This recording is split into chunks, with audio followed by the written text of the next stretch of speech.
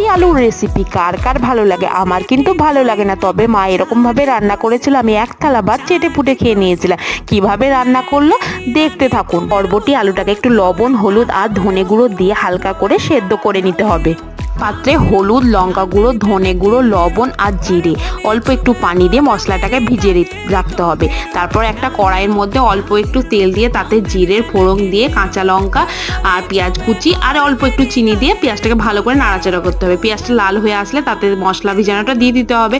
তারপর একটু আদা রসুনের পেস্ট দিয়ে ভালো করে কষিয়ে নিতে হবে। আদা রসুনের গন্ধ গেলে তার মধ্যে টমেটো দিয়ে আরও ভালো করে কষিয়ে নিতে হবে। কষানো হয়ে গেলে মানে টমেটোটা একদম নরম হয়ে আসলে তখন তাতে বরবটি আর আলুটাকে দিয়ে দিতে হবে। তারপর ভালো করে নাড়াচাড়া করে মানে ভাজা ধনে গুঁড়ো আর জিরে গুঁড়ো উপর থেকে দিয়ে আর একটু গরম মশলা আর ঘি দিলে একদম রেডি।